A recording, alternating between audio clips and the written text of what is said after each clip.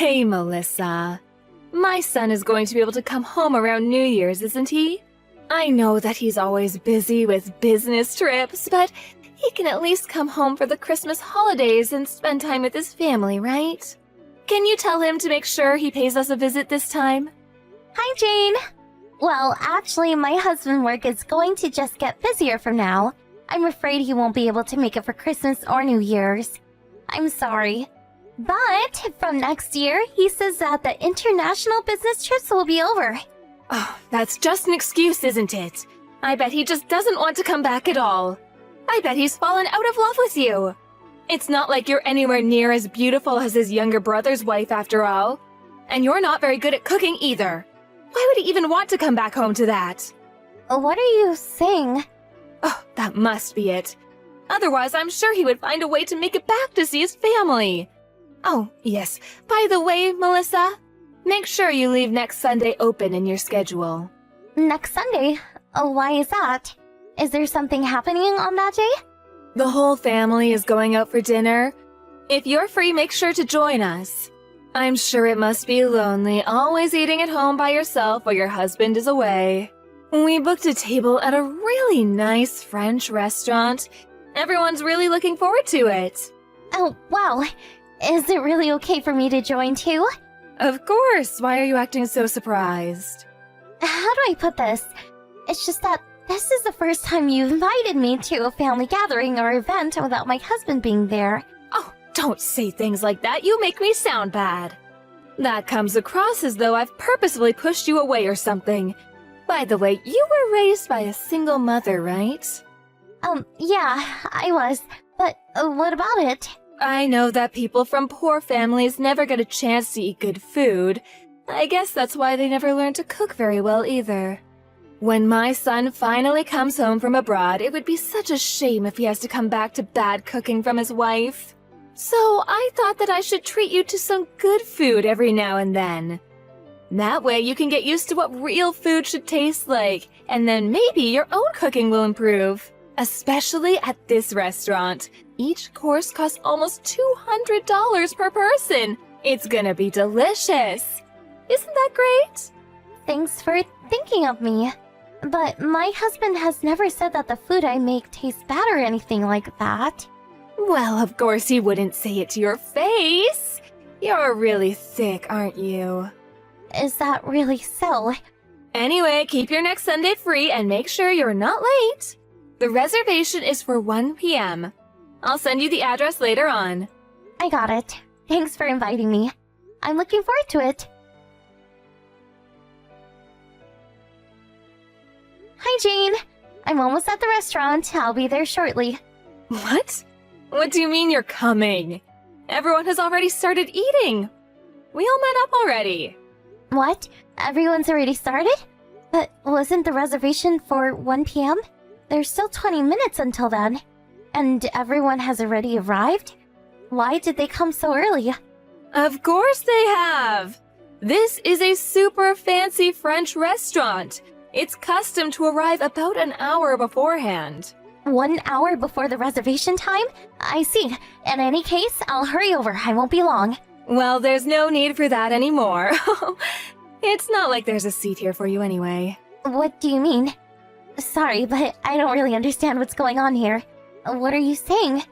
The restaurant that we're at is a very expensive, fancy French restaurant. It's not a place for people like you. Even if some poor trash like you ate food like this, you wouldn't even be able to appreciate its quality, now would you? It would just be a waste of money if I treated you to this. Okay. Then why did you invite me in the first place? I invited you? I was just talking about how the family was going to go out to eat. You just made a bad assumption thinking that I was inviting you too. No, you definitely invited me. You literally told me to come with you if I was free. Oh, maybe I said something like that, but I didn't say anything about reserving a seat for you, did I? What's the difference there? You really don't get it. Anyway, there's nothing here for you. I haven't reserved you a seat or anything, so just go home. It's time for me to enjoy this seafood with the family. Just go home and eat some frozen meal or something by yourself. Did you get home already? Sure. Oh, you must be tired. You came all the way to the restaurant. That must have taken you like half an hour each way. Well, it's your fault for making the wrong assumption. I guess it is. And so, What do you mean? what are you going to do right now? I was just about to eat. Oh, yeah? So, what did you end up with? I bet some gross, ready-to-eat meal? Well, tell me. Why do I need to tell you what I'm eating? Oh, because I'm interested. You thought you were going to be eating some high-quality cuisine just to end up having to go back home. So, I wanted to know what you had to settle for. Well, in that case, it might be best I didn't tell you. Oh, is it really that bad? Oh, come on, tell me. Well, in that case, I'm eating some baked brie, oysters, and some king crab too. You can't be serious. You're really eating king crab and oysters? Why are you lying about this? It's not even a funny joke. I'm not lying. Do you want me to send a photo? What? Where on earth are you eating all of that? No, would you like to know? It's at a restaurant that my uncle owns. Your uncle owns a restaurant? I happened to run into my uncle when I was about to go home. I told him what happened, so he told me to come by his restaurant. It was pretty lucky as well, since some customers had canceled their reservations last minute. So he decided he would give me the course they booked instead. The timing actually worked out really well for me. Not only that, but his restaurant even has a Michelin star. Have you heard of Ventoux? Ventro? Are you really talking about that Ventro? It's basically impossible to get a reservation there. Yeah, that's the one. My uncle is the owner, but also works there as a chef. What? You have a relative that owns such a famous restaurant? I never heard anything about that. Wait, something doesn't add up. I bet this is just some random, made-up story. Oh, everyone here is laughing. There's no way that story is true. Were you so embarrassed by what you ended up having to eat that you just made up this lie? I have actually mentioned this before, but when I was telling the story at that time, you cut me off saying that it probably wasn't worth listening to. So, because of that, I wasn't able to fully tell the story. If you still don't believe me, I can send you a photo together with my uncle. There's a photo of him on the restaurant's website, so you can compare that one with the one I sent you. Also, his last name is the same as my maiden name. Before I married your son, you can even have someone look into it if you're that doubtful. That just has to be some coincidence. There's no way this is true. My uncle's food really is the best though. He just brought out some escargot. There's something you said you really liked, right? How's the food over at where you're eating? Why are you even asking that? Obviously, the food here is amazing. I told you it's almost $200 per person. We even ordered the most expensive course they had on offer. That's nice to hear. The food here is amazing too. The ingredients are of the highest quality. And I'm lucky enough to get the full course. The array of cheeses that just got brought out. And the organic foie gras also looks perfect. Are you kidding me? Oh, hold on a second. Regular foie gras is already incredibly expensive, and you're telling me this one is organic? Just how much does something like that cost? I don't know exactly how much each dish costs on its own, but my uncle said that the people who canceled had ordered a $500 per person course. $500 per person? That much? I know that price doesn't always equal quality, but when you get to this price range, you can really taste the difference in the ingredients. I can't believe how lucky I am to be able to eat something like this good for free. It looks like I'll be able to try lots of other delicacies apart from the foie gras too. I see some lobster, trout. Oh, and I even got some dry aged duck. It all tastes so good. What a waste to give such delicacies to some poor trash like you. Oh, it's not like you can even appreciate the flavors. What a waste of ingredients. Hey, are you ignoring me? Oh, sorry. I just finished up my meal. And don't worry about me. I've been used to this kind of food for a long time. Oh, what are you saying now? How could you be used to eating food of that quality? Well, as you said before, I was raised by a single mother. She was always really busy with work. So she left me with my uncle a lot of the time. He looked after me while she was working. And since my uncle always dreamed of being a chef and having his own restaurant, He spent a lot of time going to different parts of the country and eating various cuisines. It was kind of like research for him. I was lucky enough to go with him on occasion. We'd always eat really delicious food together. So that's essentially how I got used to it. Honestly, it has been quite a while since I've eaten something of this level. I'm so thankful for my uncle. Give me a break. Everyone looked at the photos you sent and are starting to say that your food looks better than what we got. You're ruining our meal. I went to so much trouble to get a reservation at this restaurant too. Then why did you show everyone the photos? I only sent them because you didn't believe me in the first place. Oh, I got it. Let's do it like this. It's not really fair that you get to be the only one to dine in such luxury, right? Not fair? What do you mean? So, how about this, Melissa? Why don't you take all of us to Ventro to eat together? You can ask your uncle for a special reservation. It would be almost impossible to get a table otherwise. Of course, it'll be for free too, right?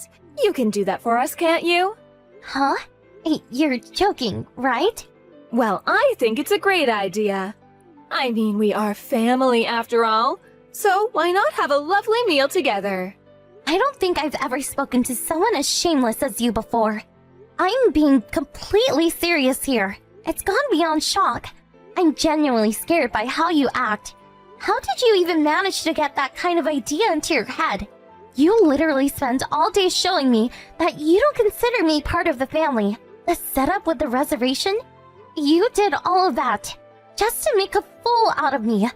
And now you want to use me to get a reservation at my uncle's restaurant?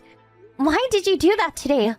Why invite me at all if you had no real intention of getting lunch together? It's a rhetorical question. You don't need to answer. I already know why. You just wanted to use me for a bit of fun.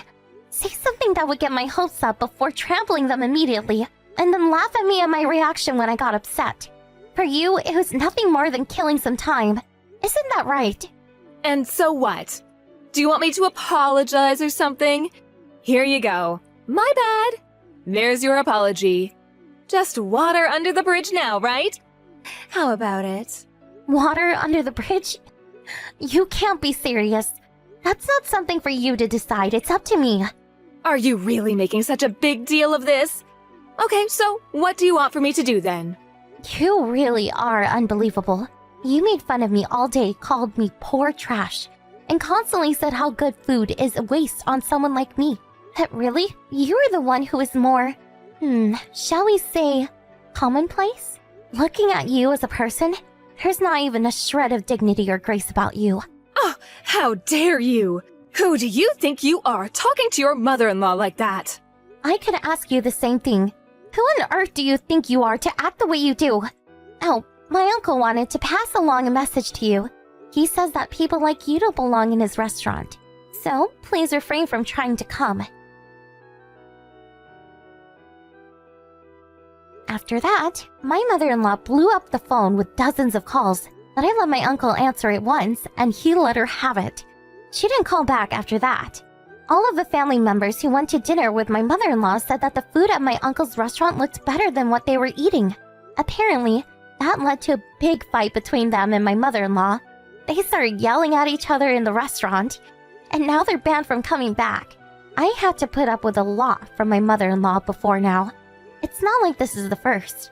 But because I didn't want to worry my husband, who is always working so hard overseas, I decided not to tell him or make a big deal out of it. His time, though, was so ridiculous and apparent that I decided to tell him everything. My husband was furious and called his mom to yell at her. He scolded her for over 3 hours and made her promise that she would leave me alone from now on. After he came back from his trip, we moved houses and put a bit of distance between us and my mother-in-law. Sometimes we go together to my uncle's restaurant as a couple and are able to enjoy the fantastic food with a family discount. Of course, it was delicious when I went there on my own, and nothing beats a meal that you can eat with those you love. Sitting there eating that delicious food with my husband, I was so incredibly happy.